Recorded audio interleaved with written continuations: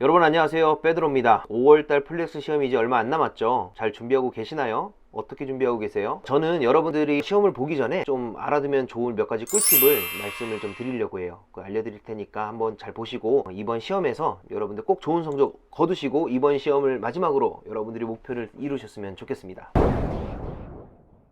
자, 첫 번째 일단 듣기 파트부터 갈게요. 듣기 파트 1은 일단 질문이 툭 하고 튀어나오죠. 그러면 그 듣기 질문에 맞는 정답을 고르는 문제입니다. 질문 자체가 굉장히 짧아요. 예를 들어서 ¿Qué tiempo hace hoy? 라고 이런 식으로 짧게 나온단 말이에요. 그렇기 때문에 첫 단어부터 열심히 잘 집중해서 들어야 됩니다. 그리고 대부분 첫 번째로 나오는 단어가 이제 의문사인데 이게 ¿qué? quién, cómo 이 중에 무엇인지를 들어야 정답을 고를 수가 있어요. 그러니까 만약에 내가 첫 번째 문제부터 내가 좀 집중이 좀 흐트러져서 또는 집에 놓고 온 어제 먹다 남은 피자가 생각이 나서 내가 잠깐 갑자기 마음이 슬퍼서 울적해서 집중이 흐트러져서 못 들었다? 그럼 그 문제는 끝난 겁니다. 그러니까 그 문제는 미련을 버리시고 과감하게 다음 문제로 넘어가서 다음 문제까지 망치는 일이 없도록 해야 돼요. 그렇게 되지 않으려면 여러분들 집중해서 들으셔야 되겠죠. 그리고 만약에 내가 놓쳤다, 듣기 파트는 뭐 없습니다. 내가 듣는 걸 놓쳤다 그러면은 내가 그냥 과감하게 넘어가야 돼요. 그리고 더더군다나 질문과 보기가 없어요. 질문과 보기가 없고 듣고 바로 정답을 고르는 거기 때문에 여러분들 뭘 답을 유추해내거나 내가 추리하거나 그럴 수가 없어요. 그러니까 내가 듣기를 놓쳤다 그러면은 그냥 넘어가야 됩니다. 아시겠죠? 그러지 않으려면 여러분들 첫 단어부터 잘 들으셔야 돼요. 내가 이거를 깨인지 꼬모인지 끼엔인지 여러분들 잘 들으시고 정답을 잘 골라주셔야 됩니다. 듣기 파트 두 번째와 세 번째는 지문과 보기가 시험지 나오기 때문에 음성 지문이 시작되기 전에 여러분들 질문과 보기를 파악하셔야 돼요. 그래서 그런 리듬감이 중요합니다. 듣기 파트에서는 듣기 2부터는 특히 그 리듬감을 한번 놓치면 다음 문제까지 영향을 미쳐요. 그러다 보면 줄줄이 도미노로 못 풀게 되는 거란 말이에요. 아시겠죠?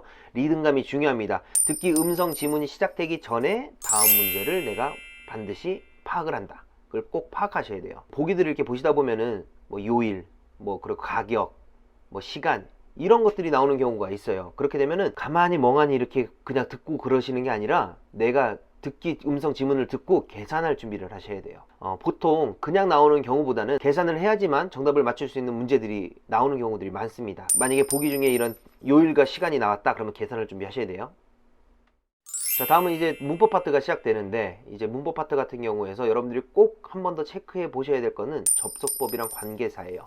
그 두 가지는 반드시 나옵니다. 인칭 문제, 시제 문제, 뭐 성수 일치시키는 거, 관용어구, 그리고 동의어 이런 것들 다 나오죠. 나오는데 접속법이랑 관계사는 반드시 출제될 확률이 매우 높기 때문에 아시기만 하면은 문제 나오는 거 다 맞추실 수 있겠죠. 제가 영상으로 한번 자주 출제되는 문법 해가지고 관계사랑 그걸 올려드린 적이 있어요. 관계사랑 접속법을 올려드린 게 있어요. 그러니까 들어가셔서 한번 확인해 보시고 복습해 보시면 됩니다. 그리고 문법 파트는 사실 내가 문제를 딱 받아봤을 때, 질문을 봤었을 때 내가 정답을 바로 못 고른다 그러면 그 문법은, 그 문제는 여러분들 영원히 모르는 거예요. 지금 상태에서는 공부를 해야지만 풀 수 있는 겁니다. 그건 공부가 안 됐다고 판단하시면 돼요.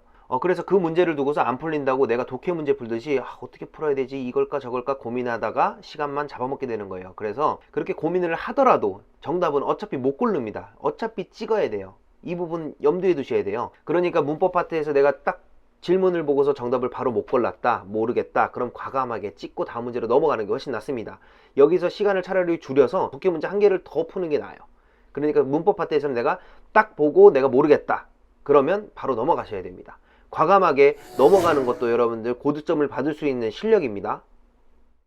자, 이제 대망의 독해 파트입니다. 자, 앞에 집중을 초집중으로 하다가 이제 독해 파트에 들어가면 이제 머리가 아파요. 지문들도 많고. 그나마 독해 지문 파트에서 첫 번째, 두 번째 나오는 문제들은 쉬운 편이에요. 그렇기 때문에 부담 없이 풀 수 있는데 뒤로 갈수록 이제 어려운 문제들이 생긴단 말이에요. 근데 여러분들 주의하셔야 될 게 뭐냐면 독해 파트에서 지문의 난이도는 순서와 상관이 없습니다.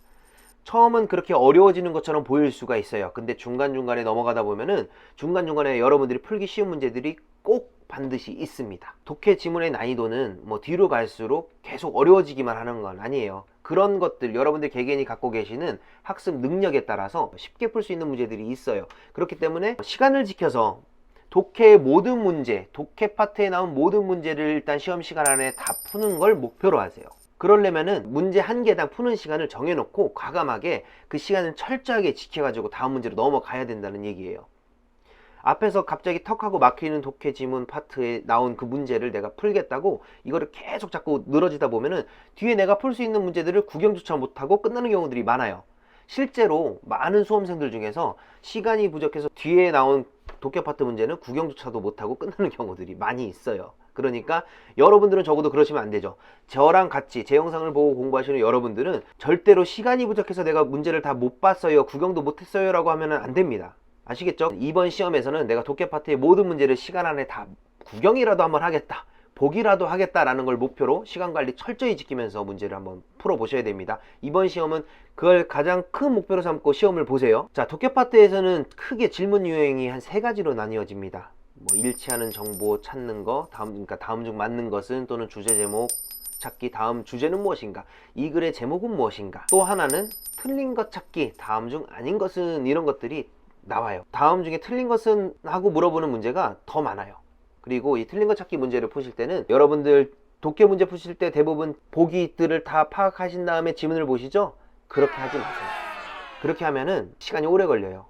왜냐면 그 보기 4개를 우리가 다 기억할 수가 없어요. 그러면 왔다 갔다 하게 된단 말이에요. 그러면 그만큼 시간이 더 걸려서 뒤에 나오는 쉬운 문제 구경조차 못하고 끝나는 겁니다. 자, 그래서 우리는 틀린 것 찾기 문제 같은 경우에는 여러분들이 적어도 필요한 부분만 찾아서 문제를 푸셨으면 좋겠어요. 그 방법은 제가 영상을 올리면서 말씀을 드리고 있긴 한데, 자, 틀린 것 찾기에서 일단 정답 보기 중에 내가 찾기 쉬워 보이는 것들을 골라서 지문과 대조해서 문제를 푸는 겁니다. 그 부분만. 찾아보기 쉬운 보기는 뭐냐면 대문자, 숫자, 그리고 덩어리가 큰 단어들, 뭐 이런 것들이 들어가 있는 보기예요. 그런 것들이 들어가 있는 문장이 찾기가 쉬운 겁니다. 그래서 그런 단어들을 지문에서 빠르게 눈으로 찾아가지고 그 부분의 앞뒤 문장만 보는 거예요. 보고서 정답이 맞다 틀리다를 고르시면 됩니다. 그래서 만약에 운이 너무나도 좋게도 내가 골라서 비교해본 보기가 바로 정답이다, 그러면 자꾸 넘어가시면 되는 거예요. 그만큼 시간을 줄일 수 있는 거겠죠, 그죠? 근데 만약에 최악의 경우, 내가 운이 나쁘더라도, 내가 고르는 것 족족 정답이 아니더라도 3개만 비교를 해보면 나머지 1개는 그냥 남으니까 저절로 정답이구나 하고 체크하고 넘어갈 수 있다는 거예요. 그렇게 되면 여러분 보기 4개를 전체 다 일일이 확인해보고 위에 독해 지문과 비교해보고 그러는 시간보다 훨씬 빠르겠죠? 이게 문제를 빨리 풀 수 있는 빼드로가 알려드리는 전략입니다.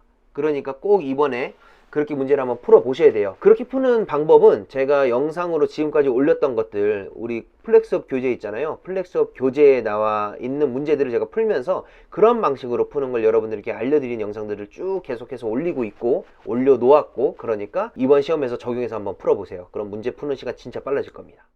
그리고 이번 시험에서의 여러분들의 목표는 내가 만점을 받겠다라는 것보다는 내가 시험 시간 안에 모든 문제를 다 풀어내겠다 라는 걸 목표를 잡고서 시험을 보세요. 그렇게 해야지만 만점이고 뭐고 받을 수가 있는 겁니다. 만점을 받을 수가 있는 거예요. 일단 문제를 다 풀어야지 만점을 받을 수 있겠죠, 그죠? 자, 그래서 이번 시험에서의 여러분들의 목표는 내가 모든 시험 문제를 시험 시간 안에 다 풀어내겠다 입니다. 아시겠죠? 모르는 거 있어도 과감하게 넘어가시라는 거예요. 찍고, 그래야 점수가 더 올라갑니다. 자, 그래서 이번 5월달 플렉스 시험에 여러분들 꼭 좋은 성적 거두시기를 바라겠어요. 그리고 저 개인적으로는 제 채널을 구독하고 좋아요 눌러주시는 분들이 훨씬 더 좋은 성적을 거두셨으면 좋겠고요. 저 빼드로가 온라인 클래스를 시작했습니다. 그래서 줌으로 온라인 수업을 이제 할 건데, 만약에 문제 푸는 속도가 좀 빨라지고 싶다, 저랑 같이 한번 공부하실 분들은 블로그에 와서 문의해 주세요. 자, 여러분 아시죠? 저 빼드로는 여러분들이 목표를 이루시는 그날까지, 특히 제 채널을 구독하고 저를 응원해 주시는 분들, 댓글 달아주시는 분들, 모든 분들이 목표를 이루시는 그날까지 열심히 응원하도록 하겠습니다. Que tenga buena suerte. Chao.